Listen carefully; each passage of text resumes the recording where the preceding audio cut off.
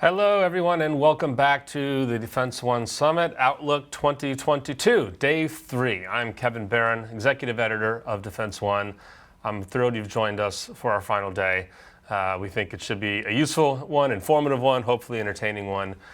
We have this Europe panel that you've tuned in for coming up now, and stay tuned afterward for a live interview with the Air Force Secretary Frank Kendall, as well as discussions with members of Congress from the House Armed Services Committee and the new commander of the DC National Guard. Lots to talk about. But we're here to talk about Europe first. So please welcome my panelists today. Three scholars, academics, distinguished speakers that I'm quite familiar with from the policy circuit, who have written in, if not in our pages, then in lots of pages, and you might be familiar with too. So quick introductions.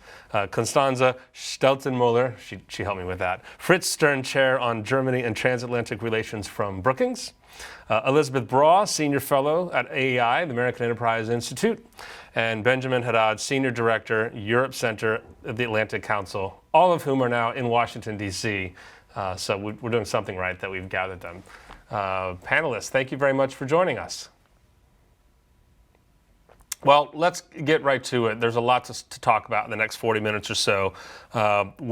This week's news with Ukraine and Russia, President Biden laying down his offer for, I don't know what you want to call it, for peace, or for what the consequences would be if Russia continues its incursions into Ukraine. We have this morning the Summit for Democracies that's been launched, a virtual confab, kind of like ours, except with more important people, talking about the future of the free world. We have new leadership in Germany. It's quite a busy week. So why don't we start with kind of the bigger zoom out picture. I want to give us a temperature check. It's 10 months into, or 11 months into the Biden administration. Biden came into office promising a different tone, a different temperature, declaring America is back. How is that message, and how are his early policy decisions being received in Europe? Are things better, worse? Are people more assured, less assured? Constanze, why don't you start us off? Sure. First of all, thank you for having me on this panel. It's great to be on it with Elizabeth and with Ben. I think the feelings in Europe, as they often are mixed. One, because I think the efforts by the Biden administration to coordinate and consult are, not just noted but welcome. People are grateful for that after the past 4 years, the previous administration. But at the same time, Europe's security landscape has darkened significantly, not just because of Chinese increasing hostility within the European space and at Europe's periphery, but also because of Russia's even more overtly hostile actions, massing of troops at Ukraine's borders, making demands which are unacceptable across European and American red lines. And I think there's clearly an attempt there, both from Beijing and from Moscow, to make sure that Europeans are divided and the alliance is divided. Elizabeth, how do you see it? Well, so I used to work in the private sector, and I think that the one thing that combines, that unites business leaders and political leaders, is that they want predictability. It doesn't even matter so much what the other side says. They just want to be able to plan with some sort of certainty about what is going to happen. and so with that in mind, these past 10, 11 months have certainly been an improvement. And yes, there was the issue of the withdrawal from Afghanistan that really caused a lot of bad blood, and I think we may be discussing it later. And it was really sort of an unnecessary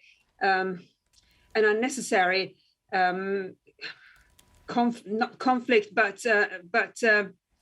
source of unhappiness in the transatlantic relationship. But there it was, it happened, and clearly Joe Biden wanted to do it regardless of what European allies thought. But now we are here, and he's certainly more predictable. His administration is more predictable, and that is not to be underestimated, considering the challenges that our alliance in the NATO and its friends that these countries are going to have to face together, not just Belarus, but what's happening in Ukraine and possibly elsewhere in the world.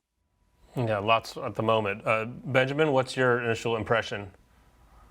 I agree with Constanza Elizabeth, because we see clearly an improvement from the Trump years, but it's still been, I think, rocky 10 months for transatlantic relations. We've seen better atmospherics, we've seen better tone and rhetoric. We don't see a president calling the EU a foe. And the first few days of the administration, with the reintegration of the Paris Climate Change Agreement, or the WHO, clearly puts the administration closer to some of the big priorities of the European Union. But of course, we've seen the crisis over the Afghanistan withdrawal, with some Europeans, especially in the UK and Germany, have complained of a lack of consultation, or maybe a lack of influence on the timeline and the decision-making process of the administration. And of course, AUKUS, which was received as sort of a shell shock in Paris.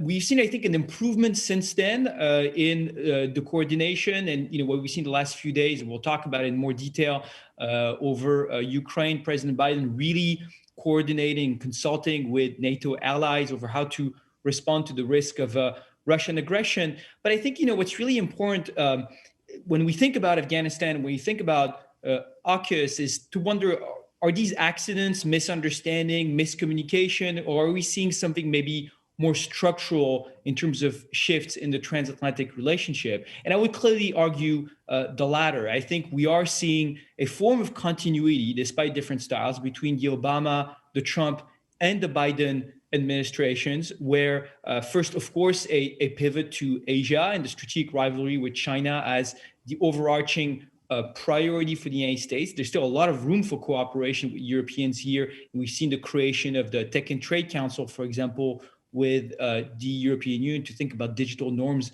and standards. And also I would say, a growing reluctance to intervene on theaters that are in the broader neighborhood of the European Union, in the broader Middle East, for example, in areas that would have a more direct security impact on Europe than on the United States. All of this will have consequences on the relationship. I think Europe is not as much a priority for the US as it used to be, and that's fine. I think this should lead us to think creatively about how to reshape, to rethink this relationship, maybe Europeans stepping up more on defense efforts. I think we have a window of opportunity now in the next 3 years with an administration that is more transatlanticist, that understands the importance of the link with Europe, but also is shifting priorities away to rethink and redefine, I think, this relationship.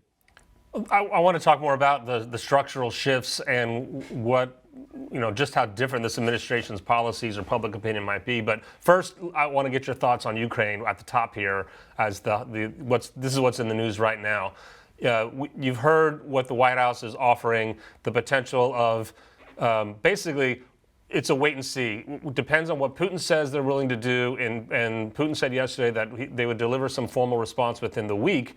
But the threat from the United States is more equipment and material, military equipment and material to be delivered to allies on the border, including Ukraine, but not more U.S. troops, not U.S. troops to confront Russian troops and prevent them from walking into Ukraine.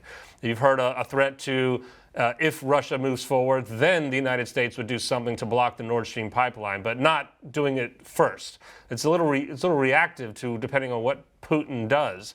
What are your thoughts, Constanza, on what the Americans have laid down, and again, what is their European reaction to either, is it enough, is it tough enough, is it good enough, or is there something else that the populations in Europe would like to see or are worried about? Sure. I think the point to emphasize here is that consultation between Washington and European allies have been going on for weeks now. I was in Berlin 2 weeks ago when then outgoing Chancellor Merkel met with Polish Prime Minister Morawiecki in Berlin and went in front of a podium together with him to say that Russia, if it invaded Ukraine, would face the most serious economic consequences. So, which by Merkel's standards was an unusually, shall we say, unvarnished message to Moscow. My sense is that there was a bit of a flurry of criticism and confusion yesterday for the last 24 hours over what seemed like the Biden administration's concessions to Moscow in offering dialogue. The White House has today been at pains to emphasize that that was not the case, that the administration's red lines are clear, as are the Europeans. But the truth is, of course, that I think neither Washington nor major European capitals, and I think that includes the Eastern European capitals, want or see a role for NATO military action. I think that a war with Russia is something everybody would dread, but I also don't think that that's the likely scenario here. So I think it's important for us not to be tilting at straw men. As Elizabeth has just pointed out in an FT piece, what the Russians are doing right now is already damaging Ukraine by reducing incentives for investors, making the investment climate more unpleasant. And of course, what Putin is trying to do here is use military means to intimidate, delegitimize the Zelensky government, if possible, see it removed and perhaps replaced with a figurehead that would be more of a proxy like Lukashenko is in Belarus. And at the same time, I think the goal is to humiliate and delegitimize European cohesion and alliance cohesion. And I think that is what you see Western debates focusing on, hence the emphasis on unity in messaging, on severe economic sanctions and other means. That, in my view, doesn't exclude the risk of catastrophic military errors, miscalculations, accidental escalation, which could draw Europe and America into military hostilities in ways that we've seen in the Balkans, in Syria and elsewhere, but that's maybe to be discussed a little later. Right. Well, you said there was consternation about concessions. On a very basic political, cable news level, is there still conversation? Is the reaction that Biden is not tough enough? These are all things that he's letting Putin react, and then the United States will do something. There should be more being done. Kevin, the concern in Eastern Europe, and understandably in my view, is that Americans or Western Europeans, together with Americans, would be willing to throw the security and the right to choose of Ukraine under the bus, as it were. Again, putting it in sort of layman's terms. Yes.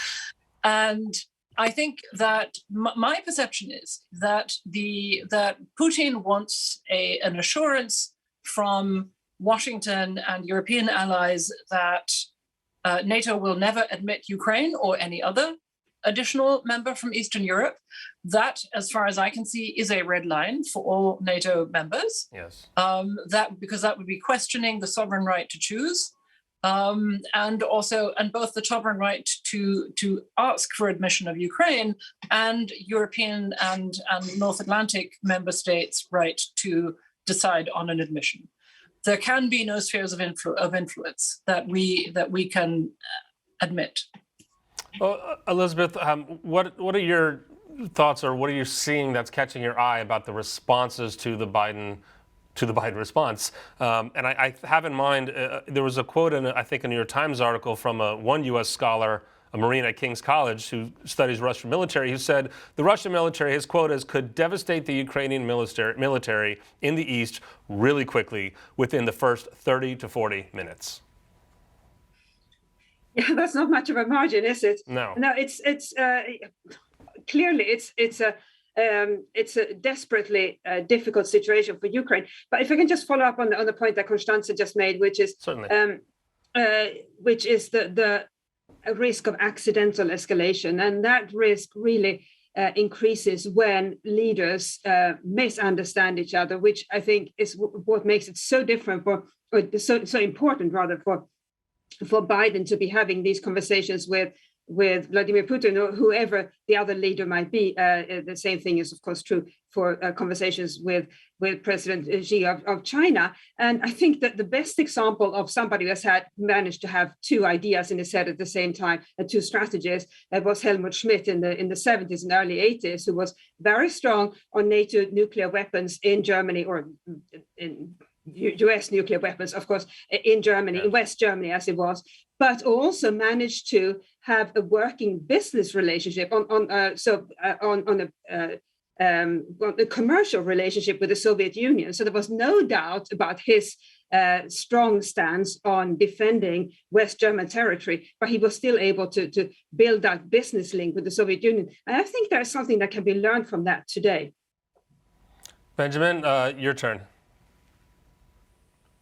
Yeah, look, I think there was a hope from this administration to sort of box in Russia and build a stable and predictable relationship with Vladimir Putin. And of course, we see that, as often we've seen in the last 20 years in the relationship with Putin, that he's not really interested, and that, this has been actually a pretty good year for him. If you look at the economic numbers, the currency reserves from Russia, energy prices, the fact that the country has mostly weathered the sanctions coming from 2014, 2015, and he may see this move as legacy defining. But I think clearly, it's welcome that the administration and Europeans are taking this extremely seriously and communicating messages in a very coordinated way. I think, the best to do right now is what's being done, which is to communicate clearly the cost of aggression on Russia, both the economic cost and the crippling sanctions that Europeans and Americans would impose. And this is why it's so important, by the way, to have European and the European Union on board in a coordinated response, providing military support for Ukraine. I think, as Constanze said, it's not an alternative of doing nothing and accepting Russian narrative on Ukraine, or going to war with Russia. That's kind of a straw man in this conversation, but there is a possibility of helping Ukrainians defend themselves. But then, I saw some of the pushback in some of the media reports yesterday about the possibility of having a NATO summit or summit of NATO allies with Putin. And I think, you can clearly communicate the cost of aggression and try to deter Russia, and at the same time create a framework for dialogue. And I think, as Elizabeth just said, these two things are absolutely not incompatible. And I think there is a sense sometimes that we shouldn't be doing this. And no, we can have a framework for conversation where only to try to de-escalate, to try to avoid miscommunication and misunderstanding. I think that's what Biden's already tried to do in Geneva. The real question is, what do you communicate and what do you say? And here, I think we really have to be firm and say that an aggression against Ukraine will be met with a very harsh reprisal from NATO allies. And one last point on this, I think one thing that was missing, though, from the reports I read yesterday, it's really important to bring in Central and Eastern European allies in such a conversation. It can't be just the United States, France, Germany with Putin. It's have the Baltic states, to have Poland, to think about the framework, the format. We can be agile, but it's really important not to have these conversations without the countries that are the first threatened, of course, by the sort of revisionism that we're seeing at play right now from Moscow. Yeah, that's a good point. A lot of those countries have asked for, permanent station troops, for more equipment, more American presence, and frankly, two of you have said, a direct conflict of Americans versus Russians over Ukraine may be a straw man. But frankly, in the American press, that's the conservative press response that we're hearing. The Senator Inhofe, I mentioned this yesterday to Jake Sullivan, Senator Inhofe, the ranking conservative Republican on the Senate Armed Services Committee, in his statement said, the U.S. should be giving anti-tank, anti-personnel, information warfare, all sorts of weaponry, but also wasn't calling for a direct shooting war too. So it's more of a political question of more. And then the Nord Stream 2, obviously, some people think that should have been off the table long ago, but the White House thinks, well, then it wouldn't have been a bargaining tool at the moment. I want to move on with our time to what's happening starting this morning out of the U.S., the Summit for Democracy. An interesting concept, something that Biden promised on the campaign trail before he was elected, an idea that's been controversial, just its very existence, the idea of, well, who gets to choose what democracies make the list? Isn't something like that, shouldn't that already exist maybe at a place like the United Nations or some other institution? Or is this just a thumb in the eye to Russia or to China or anyone who's not invited at a moment when the West should be trying to build bridges? Give me your initial thoughts on the idea of this Summit for Democracy and what you think, what's good about it, or what's coming up short. What needs to happen more from this notion, Constanza? Okay, so I'm a constitutional lawyer by training, so I do have feelings about this. I think it's good for Western nations to acknowledge that they have issues with the functioning and legitimacy of their own constitutional orders. That makes sense to me. I think it is something that ought to be useful for rebuilding some of the bridges with non-Western nations. That said, I've always been lukewarm on the Summit on Democracy idea for the simple reason that it, by definition, directs attention to who is invited and who is not invited rather than to the substance of the conversation. And I would prefer to have the issue of the validity of our domestic operating systems mainstreamed, across our foreign and security policy. That makes more sense to me, paying attention to that, paying attention to making clear that we do better that we want to try and do better at justifying our foreign and security policy with our own publics than the summit itself. So, my overall attitude is, all right, we're there, we have to get over with it, but I have other issues. And it's interesting.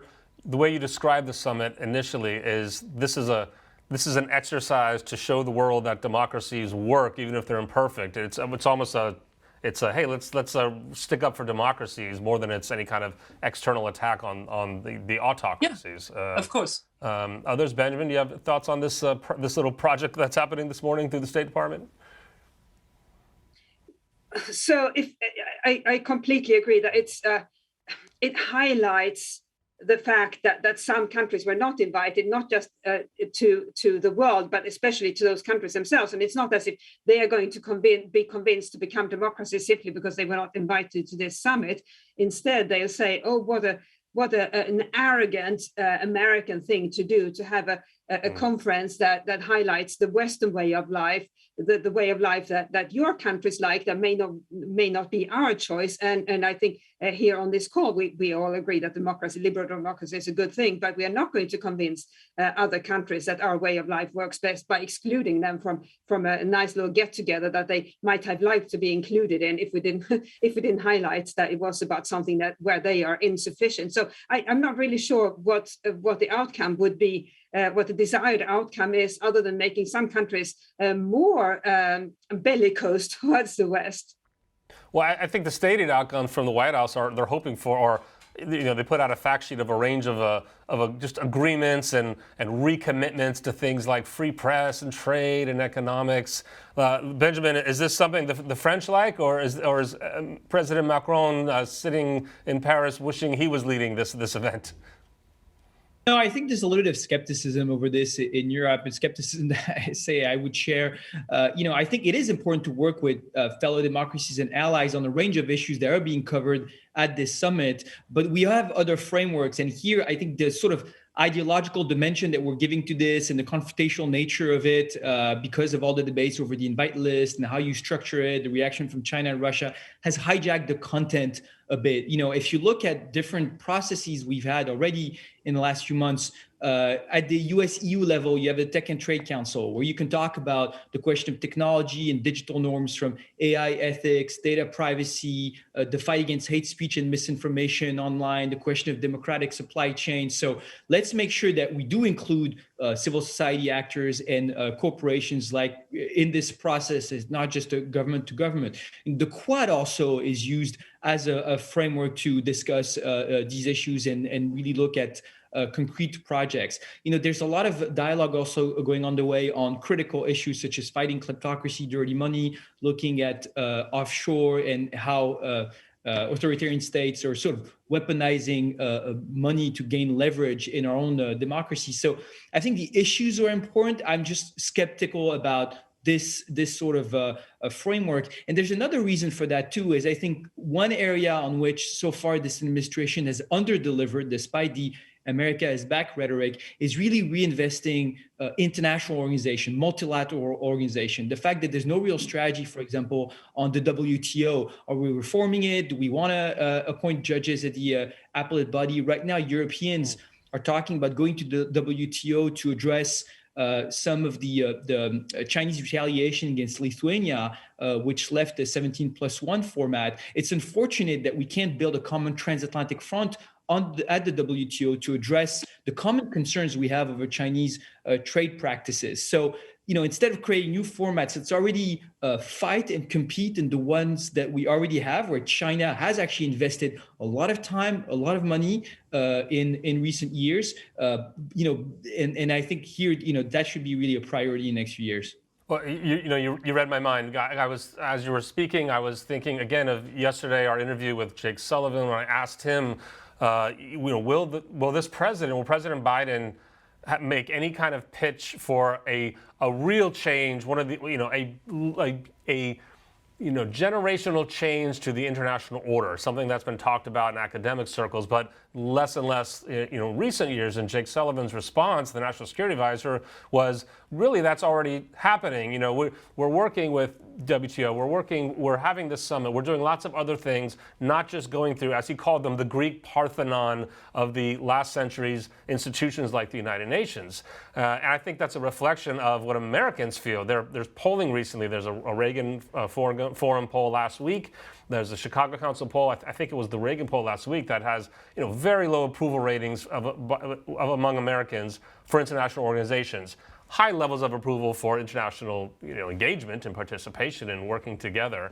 I want to ask you all, in the theme of power transforming or shifting to the power shifts in Europe this week. Angela Merkel's final days, the new leader, Olaf Scholz coming in.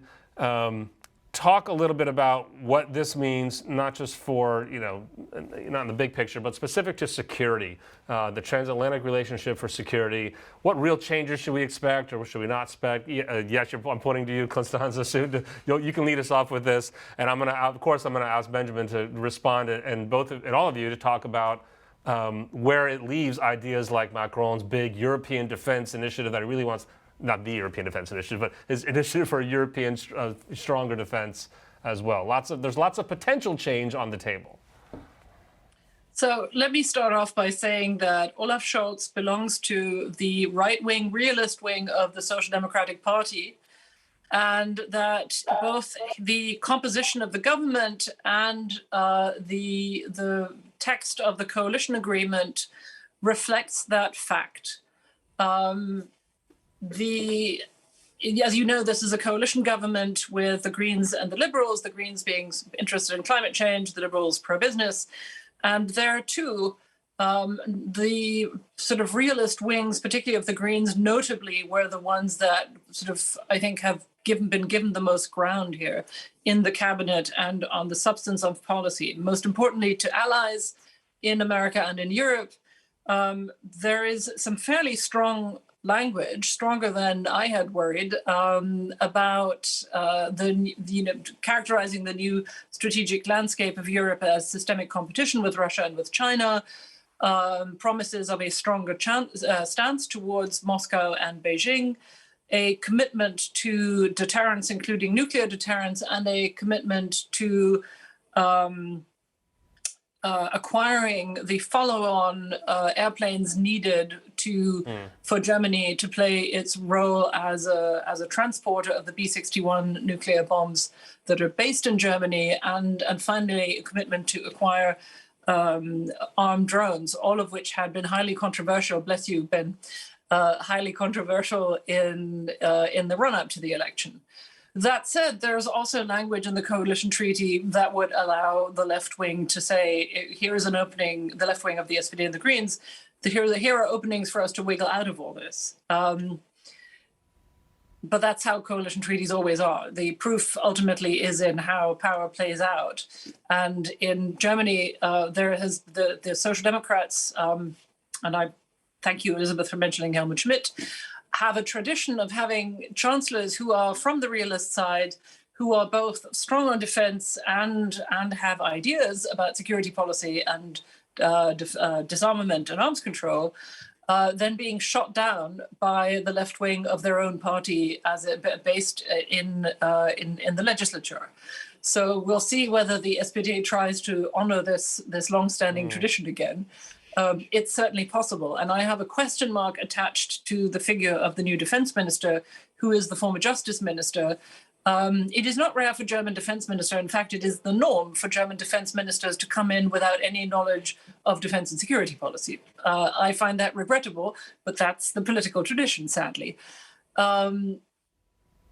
That said, the two predecessors, particularly Annegret Kramp-Karrenbauer, the immediate predecessor, turned out to, I think, do quite well and to make a very strong push for modernizing the Bundeswehr and fulfilling Germany's security commitments to its allies and generally leading forwards. And the question is, will the new one, Christine Lambrecht, follow in that track, or will she see herself as more of an armed forces minister or as someone who has to deal with right-wing radicals in the armed forces? I think that question is quite open, because the people that she's brought with her from the Justice Ministry also don't know much about defense. The two parliamentary state secretaries, though, that she has, I think are not of the left wing. So we'll see. Sorry, can't give you more than that.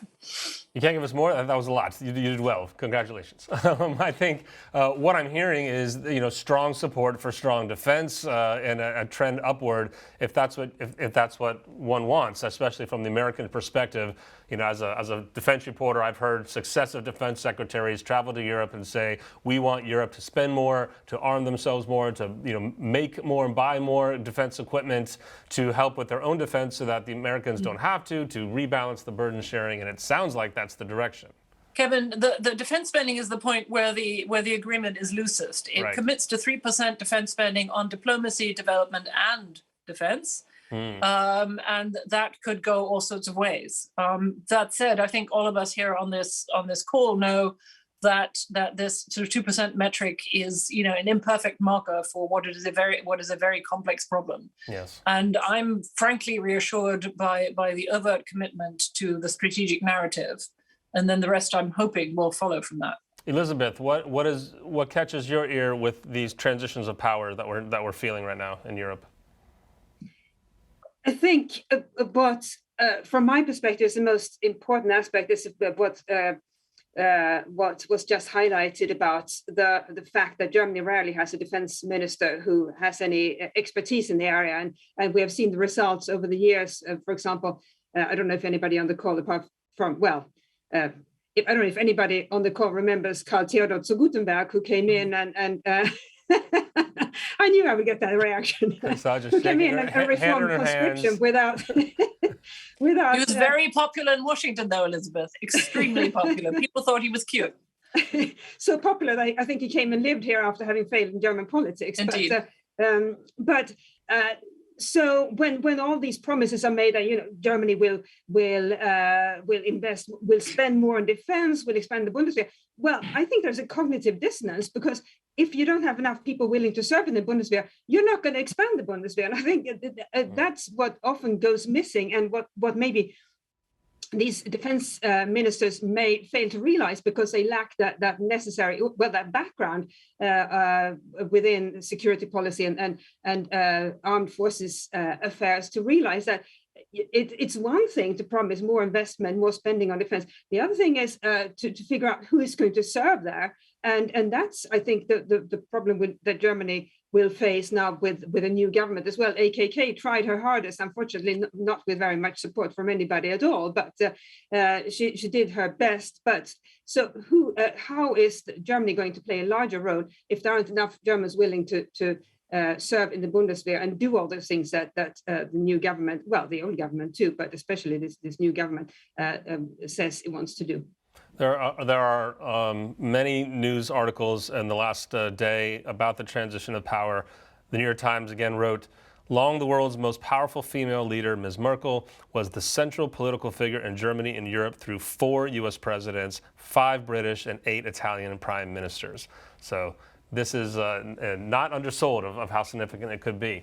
Benjamin, you and I have spoke before, and you had invited me to interview the French defense minister in the summer. Give us more of an update in the last, if anything has changed in the last 6 months, about the receptiveness of Macron's leading idea of increasing strategic autonomy for Europe, creating even some kind of sub-NATO, but not to replace NATO, agreements or something other that allows Europe to stand on its own feet, to be more of its own defensive, whether it's an alliance or whatever it would be, to make its own decisions more quickly. For lots of reasons, one of which may be the lack of trust of what the United States would do under the previous administration. How is that idea moving forward? And if I can get all of your thoughts on this idea of, is this something that's really going to happen? Is it dead in the water? Is it just a vanity project for Macron, or is there something more to it? Mm-hmm.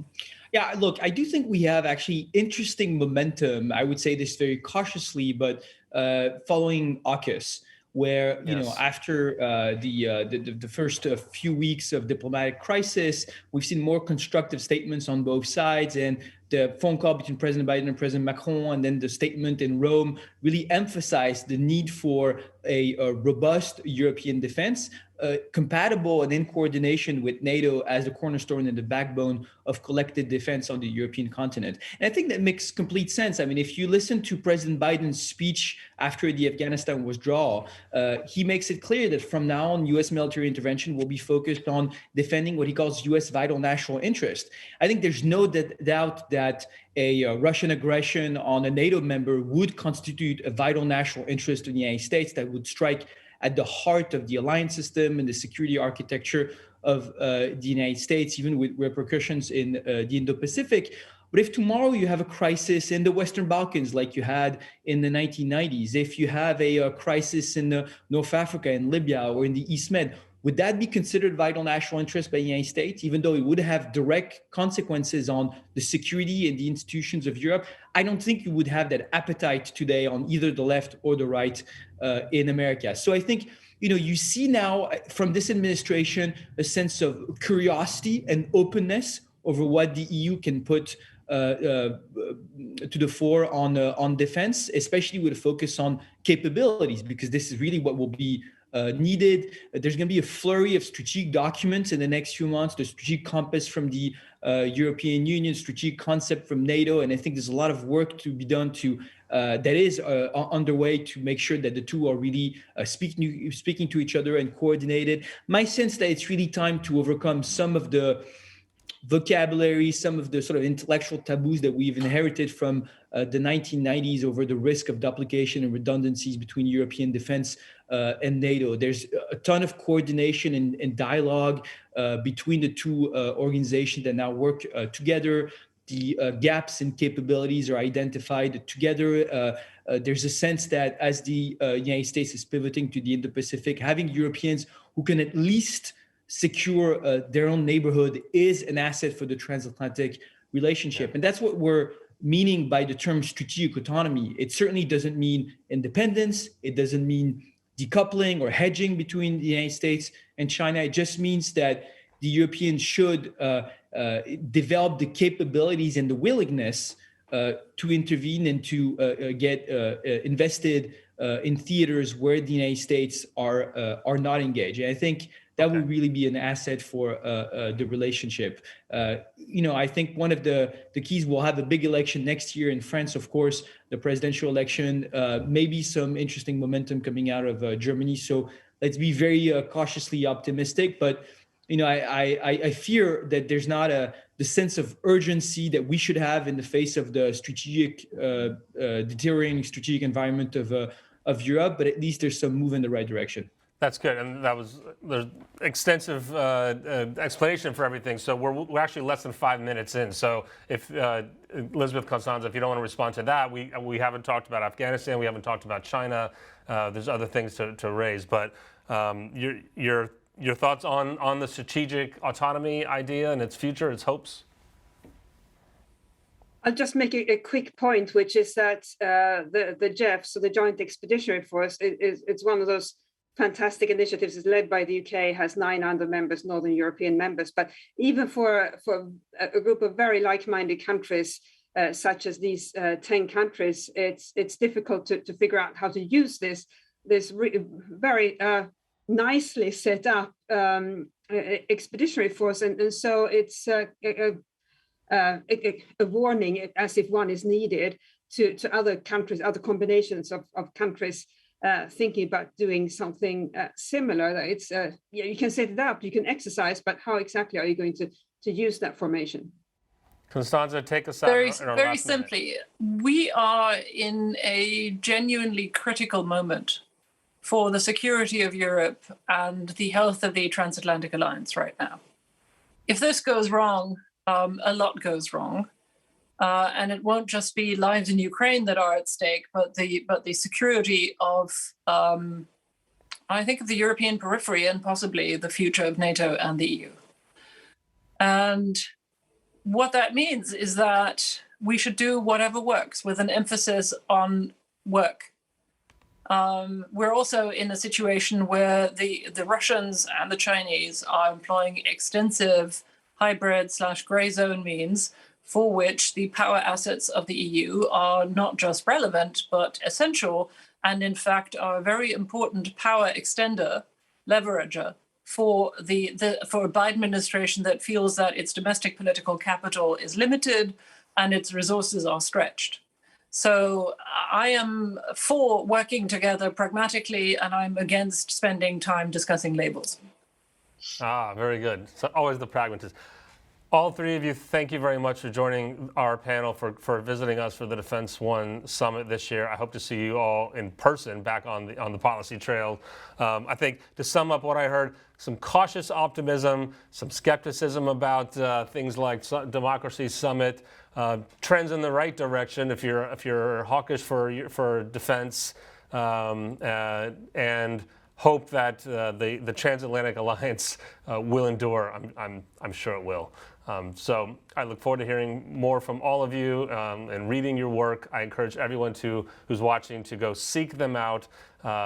There's a reason we had them today. Few people know better what they're talking about, and they're fun people. So thanks again for joining us, everyone. Stay tuned for the rest of our program. We have an underwriter message coming up, and then a live interview with Marcus Weisgerber and the Air Force Secretary, Frank Kendall.